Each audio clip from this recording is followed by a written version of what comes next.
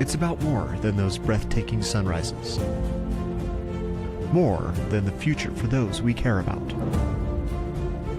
It's about seeing the whole picture and taking a stand.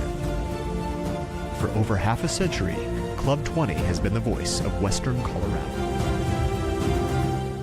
Well, welcome everybody to the first episode of our Voices of the Western Slope. We are so excited to have everyone joining us.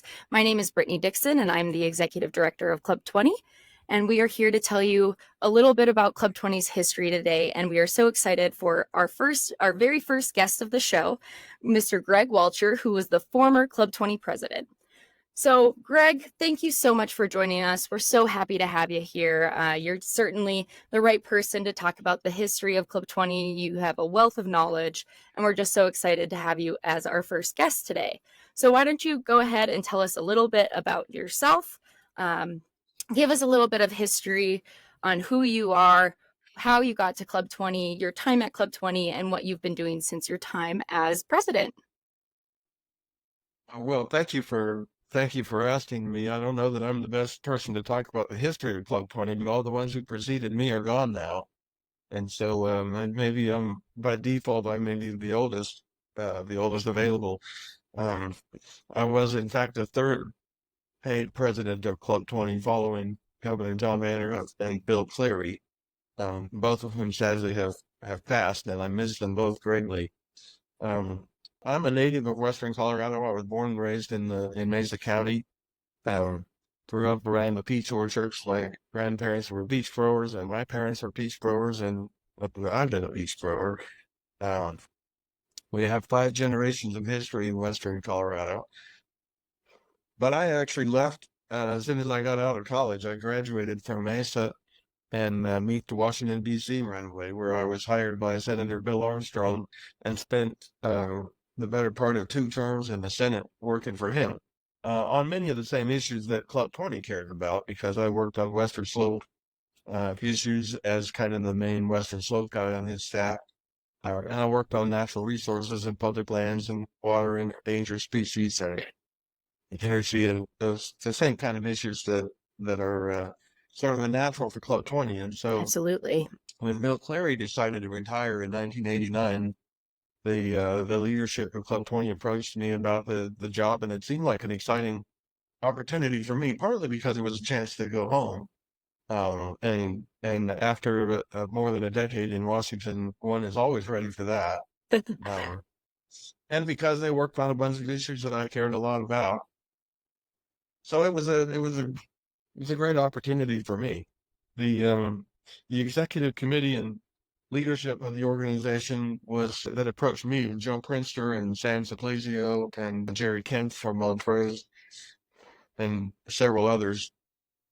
And so lightning struck, and it just kind of worked out. Senator Armstrong was getting ready to leave the Senate anyway. He had decided that 2 terms was enough for him, and so within a year I was going to have to figure out something else to do anyway. I literally had no idea when I took up the post at Club 20, though, that it was going to lead to a decade-long episode of the most fun in my life, some of the most important work I feel like I ever did, but clearly the most fun that a person can have in our line of work. Traveling the Western Slope like a person possessed, which is by far the most beautiful part of the world to travel. Absolutely. And meeting some of the greatest leaders in the history of Colorado. Many of the founders of Club 20 from the early 50s were still alive at that time. So I had a chance to get acquainted with a few of those. Preston Walker, the original founder, had died already. But it was interesting. Club 20 has a really fascinating history, and I've often wondered if you had it created again today, if you even would be able to, because the Western Slope's a very different place now than it was then. But at the time, this is maybe a little bit difficult even to imagine today. But when the organization was founded in 1953, and the conversations that led up to it in 1951 and 2, Western Colorado was a very different place than it is now. It was almost all kind of sleepy agricultural communities and all but abandoned logging and mining towns. Everything that connected makes almost, Colorado great today, isn't it?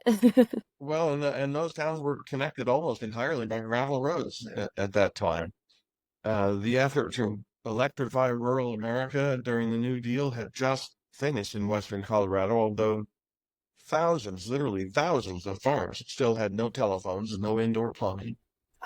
Peaches were $1 a bushel. Skiing was a popular pastime for a handful of locals, but turning it into an actual business and industry was still just a dream of a small handful of people. So it was quite a different place than it is now. And the issue that brought them together, well, initially was getting roads paved. And it became sort of a cause led by a group of newspaper publishers. Preston Walker was the owner and publisher of the Daily Sentinel. Um, that he enlisted the help of the owners and publishers of the Durango Herald and the Montrose Daily Press and the Craig Daily Press, Linwood Post, and several others. And so they decided that if they stopped drowning each other out with their highway requests every year, they might get someplace.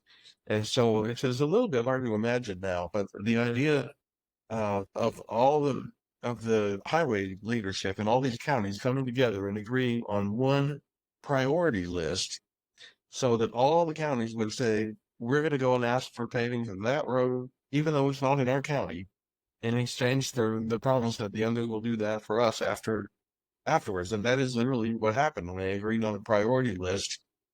And the share of the state highway budget, which was being spent west of the Continental Divide, was like 10% at that time, even though more than half of the road miles in the state were west of the Continental Divide, as is still the case today. But that's what happened, and the share of the state budget went from 10% to almost 50 in a matter of 3 years. And by the end of the 1950s, they had succeeded in paving all of the U.S. highways, many of the state highways, and quite a few local roads besides. So it became quite a success and gave them the opportunity to work on a number of other issues that mattered to them. One of the things that always fascinated me was the name Club 20, which lots of people wonder, because they did debate about a bunch of other names, the Western Colorado Association of this or that, and Western Colorado Alliance and Coalition. They bandied about a few names. But it's interesting because they were all newspaper publishers. So they wanted a name that would fit in a headline.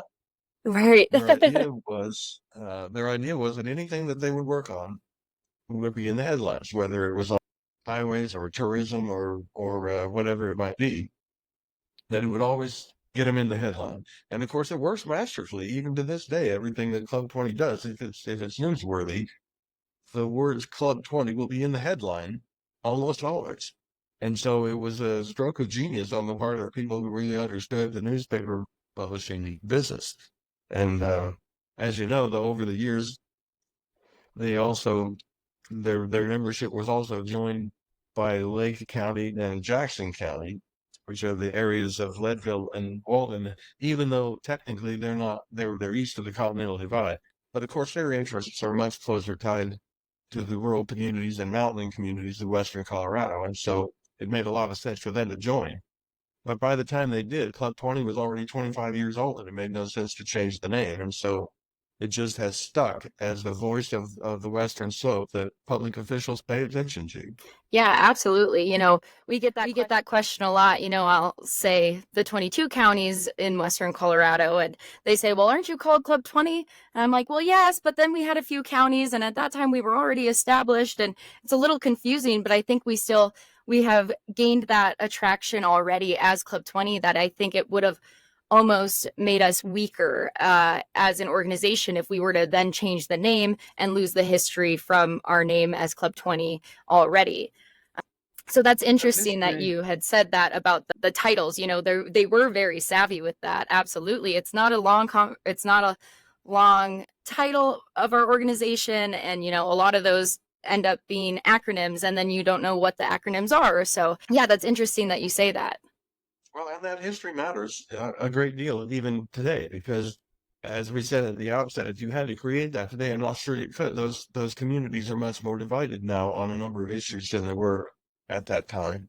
And the demographics of Western Colorado have changed significantly. In fact, one of the things I've always been most fascinated by is the extent to which our own citizens in Western Colorado are divided on some of those issues. You know, many years ago, it used to be just sort of the natives against the newcomers and the old against the young, and none of it is that simple anymore. Even rural versus urban, which is the greatest divide politically in America today, just isn't as simple as it used to be. Because somewhere along the line, and I credit Club 20 with this in Colorado, people started listening to each other and they realized something remarkable, which is that both sides were right and both sides were wrong, and neither had an absolute monopoly on truth. And that is the reason that Club 20 still matters to this day. And so the ability to keep that history and to remind people that no matter how different our communities may be, we still have sleepy agricultural villages too, and we still have communities whose livelihood was once based on mining and logging and ranching and so on. Absolutely. We still have that, but we also have ski resorts filled with all kinds of people from somewhere else that don't have that. So it is very, very important and useful to remind people that however different they are, these communities also still have a lot in common. And Absolutely. some of the things they have in common, as you well know, are the main issues that Flood Point works on, because those communities still have some things about Colorado have not changed. We still have 80% of the population living east of the Continental Divide and 80% of the water on the west side of the Continental Divide. We Mhm. still have more than half of the road miles of roads in Colorado west of the Continental Divide, but the vast majority of the people on the east side. And so there's this argument between road miles versus lane miles will always be a big deal at Club 20. And the interests of Craig and Aspen are the same on those issues. And so I think it's a great way to remind people that rural communities on the Western Slope will always have some things in common and will always have a need to stick together, because if they don't, they lose. Absolutely. We like to call it, or I like to call it, I guess, myself personally, the Club 20 magic, especially in today's political climate. We see such a divide and polarization from one side to another. And like you said, our counties that we represent, the 22, have very different interests on and might say, I agree with this point, but disagree with this point. And so we try to find that Western Slope nexus. We might disagree on point A or point B, but we can find somewhere in the middle where we can come home to as a base and as an organization to agree on and elevate that piece of it. And, then those other communities can go advocate on the other side of things that they're working towards. So it's really fun for me to watch as a political science degree major that we can have these conversations still today, and we can disagree at the table and talk about these things, but we come to a common sense driven solution because we get to talk through these things. And then at the end of the day, we're asking about how the kids are and how their families are doing. And it's really a unique thing that I think goes far beyond our organization, but in the Western Slope and that urban rural divide as well. You see that with our legislators over here on the Western Slope. They're very strong at advocating on behalf of their constituents, and their communities might not always agree with everything, but they work together across the aisle. And it's hard to see that sometimes today in the political climate, especially, at the local, state, and federal level, especially. It's all different. And, here we really try to focus on that state level and that local level so that we can make a difference. But we are also working together as communities to work at that federal level too, to make sure that the interests of all of our communities are being represented. Club 20 is really a fascinating study in political science and in the politics of the organizations and interest groups and so on. Because it is so uniquely different than anything else in the country. And we have found over the years, and I know you have as well, somewhat difficult to explain to people from elsewhere exactly what it is, because it is sort of it's like a regional council of governments and a giant chamber of commerce and a big environmental organization and almost a government sort of rolled together into one, in the sense that its members include local governments and businesses and individuals. And so you have a coalition that is really quite unique in politics. One of the reasons that it works um, is because Western Colorado is big enough to matter politically. There's enough people there that it can sway elections in Colorado. It can change the political landscape on a federal level on a number of issues. And yet it is so far flung and widespread that it is really difficult for a politician or an elected official or an appointed official to get all over Western Colorado and talk to the three people in each community that you've got to talk to. And so if you can get the leadership from all those communities together in the same room at the same time, they will always show up. Uh, or at least most of the time they will show up if they want that audience. And so it's one of the reasons why the annual meeting of Club 20 has always been a big deal to governors and senators and congressmen and state legislators and others, because how else are you going to if you're in Washington D.C. or in Denver, how else are you going to go out and gauge public opinion and talk to people and try to persuade them of your point of view? When some of them are in Craig and some of them are in Cortez, and then the rest of them are scattered all over the mountains in between. And so that gathering has become, he said, some years is better attended than others, and some years you have politicians who are mad at Club 20, so they refuse to show up. But on a long-term, rotating, ongoing basis, they will always show up at a gathering of that kind. Absolutely. And you mentioned the membership piece. You're right. It is so difficult to kind of explain it because it is so unique to what we do. A lot of organizations just represent counties, like CCI. Some organizations represent, just the businesses. So we are kind of a melting pot, so to say, of everyone that we could have an interest in.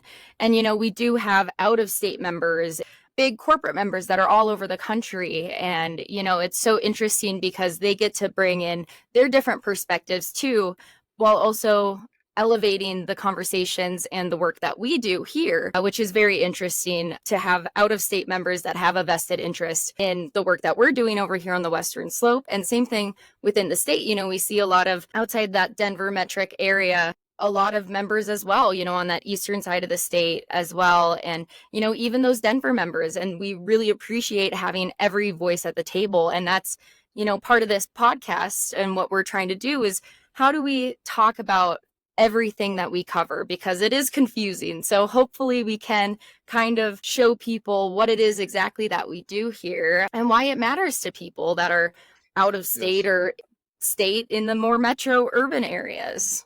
And that's confusing to them as well, because they understand they don't really understand the culture and the history and the way of life in Western Colorado, but they do understand some about it. They know that those communities are somewhat divided. People even in Washington are well aware that leadership in Aspen and Crescent Butte and Telluride are not always on the same page as the leaders of Delta, Montrose, and Grand Junction. Absolutely.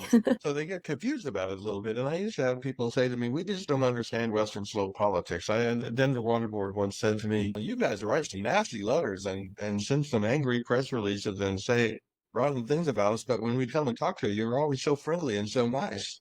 And so it's like they don't. A senator once said to me, I don't understand Western Slope politics at all. And I just remember saying to him, it's not that complicated. It's like any other region of the country. You have all these rivalries everywhere. So it's not complicated. We're all mad at each other all the time, A. And B, except when we're fighting you. Because when we fight you, then we're all going to stick together with one voice, because we don't have any other really good choices about it. So the rivalries are everywhere. People in Colorado always feel like Washington, D.C. is ignoring it. People in Western Colorado always feel like people in Denver are ignoring that. People in Mac and Loma always think Grand Junction is ignoring that. I mean, that's just a part of politics, and the sort of rural-urban divide is everywhere. But the interests on some issues, and protecting Western Colorado's water, for example, the interests of Grand Junction are not different than the interests of Crescent Butte, Telluride, and Aspen. And so there are a number of issues where not only where we have a common interest in all of those communities, but where we have a way better chance of winning those battles if we stick together and speak with one voice. So when you get people together at the board meeting, sometimes it can appear to be a big giant debating society with everybody taking stands, and some people feel like they have to be against this because that guy is in favor of it. You're always going to have some of that. But at the end of the day, you have a common voice coming out of the room saying all these communities, it's the 20 counties, it's 75 towns, it's all kinds of businesses and individuals, and they all have the same interest. And we insist that the leaders get it right on this issue or that, and it has an impact. Yeah, definitely. And that was one of the reasons that you were talking about earlier, why we decided to form this organization, or why our founding fathers did. They realized that they were all trying to accomplish the same thing, but their voices were diminished because they were all trying to work against one another for their voice to be heard. So that commonality piece is so important for us as an organization so that we can elevate and have the strongest voice possible. One county or two counties together saying, we want this to happen, versus our organization advocating for something, saying there's 22 counties behind this. And not only are there 22 counties, but there's towns and cities, there's businesses and corporate members and individuals that are all living here and are trying to get their voices heard as well. So if we can elevate that voice as much as possible to make it more meaningful and to truly be the voice of the Western Slope, as we've been dubbed, I think that's just such an important piece. And you've alluded to it time and time again. And that's something that we like to hold on strong to and, help these communities. How can we help them get their point across and elevate their voice more so that it'll be more meaningful to the folks that maybe don't understand? How can we help them understand and educate them on our ways of life and why we're trying so hard to elevate and protect? It's interesting you talk about members because sometimes you'll have people who want to know who the members are. And it's something I learned from John Vanderhoof when I first started. John Vanderhoof and Bill Cleary both were great teachers, and they had been involved in everything in Colorado politics for 50 years before I got there, so they were great teachers. Vanderhoof explained it to me fairly simply. He said, "We are the voice of Western Colorado. If you live in Western Colorado, you're a member of Club 20. Not all of them pay dues, not all of them write checks, but they're all members because we represent all of their interests." And I never forgot that. I think it's a good point to make, and particularly to the extent that the that people paying memberships and sitting on the board include elected officials who have to walk down Main Street the next day, and so you have a legitimate claim to represent the interests of all of the people in Western Colorado. So I used to just tell people they're all members. Yeah, that's absolutely correct. We may not have every single town or city in our membership, but if they're in the counties that we represent, we are absolutely fighting for their best interests as well. We reach out to those people that aren't necessarily official members of ours, but we want to know what their thoughts are. We want to know how we can best represent them. And then, down the road, maybe they feel like they disagree with us on something, or maybe they feel like, hey, that really helped our organization out or our town out. Maybe we should get more involved so that we can continue having a voice at the table. Yeah, some of that is a function of who the leaders are at the time in particular counties and towns, and their situations change over time. So we always have to be very understanding of their whatever their local situation is. Sometimes counties and cities have budget dilemmas that they just can't escape from, and it's just hard for them to pay a couple $1,000 this year for something. And in that case, they'll always be back.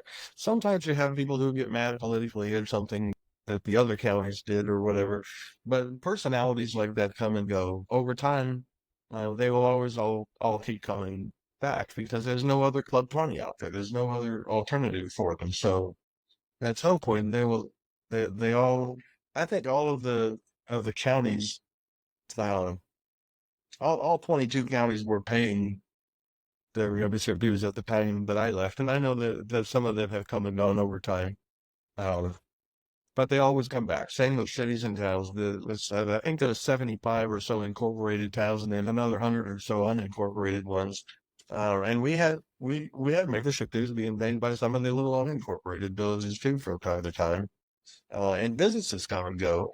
When Bill Clary started at Club 20, he hit the ground just at the time of the big oil shale bust when Exxon pulled out, and that had happened just literally within days of his arrival as the new president of Club 20 when Vanderhoof retired.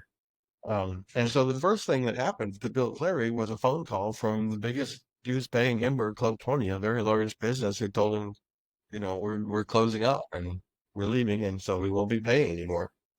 And he just wondered if the sky was falling, but all the Vanderhoof and several of the executive committee members just kind of reassured him, oh, it's all going to be okay. Members like that come and go, but it's all going to be okay because Club 20 is a long-term vision, and if they're not the news paying member at this moment, somebody else will be. And he kind of weathered the storm, although by the time I started there, they had lost vast numbers of members, and but we were there during a period of growth when the economy was recovering. The budget of Club 20 tripled during the decade that I was there, um, as did the membership and the activity and the visibility and all of that.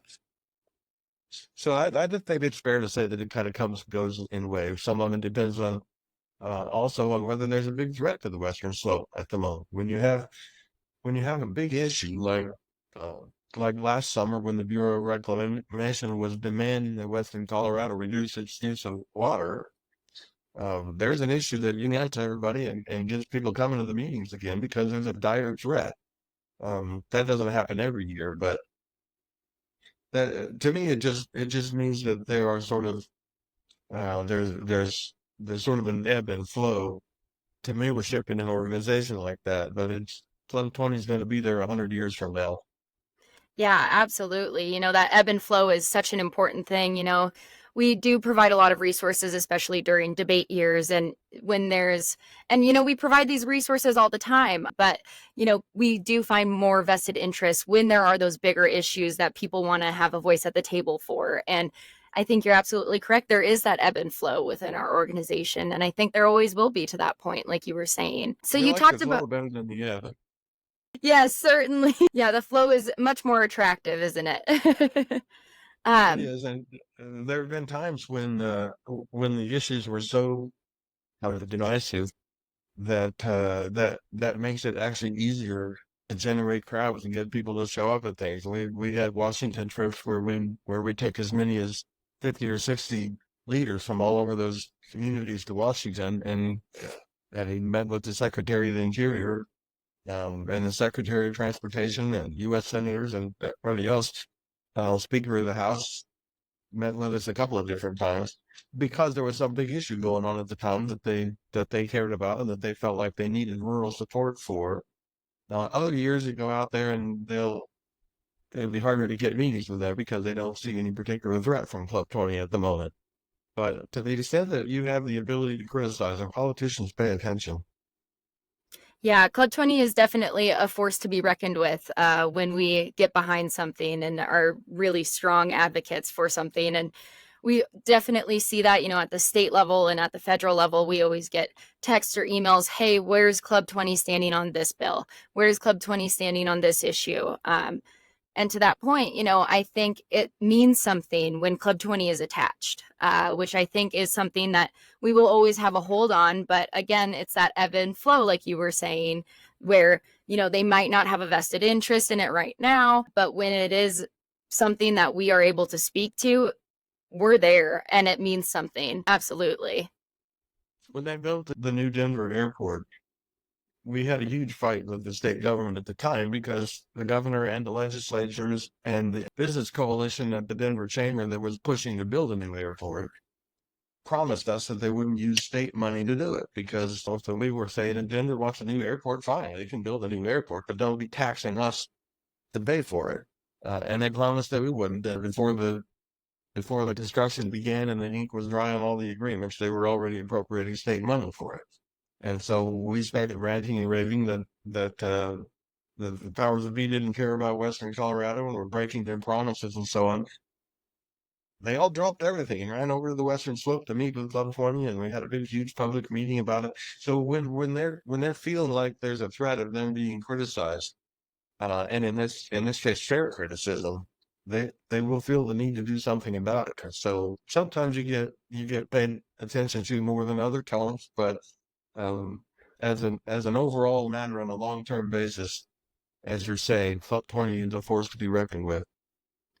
Yeah. So What do you foresee, kind of wrapping things up in a nice little bow here before we log off? What do you foresee as Club 20's future? Are we going to see more of that ebb and flow? Are we going to see more of those issues of the urban-rural divides? How do we maybe overcome some of those, or how do we continue to fight the good fight for the people over here and just help educate those that might not understand the work that we're doing?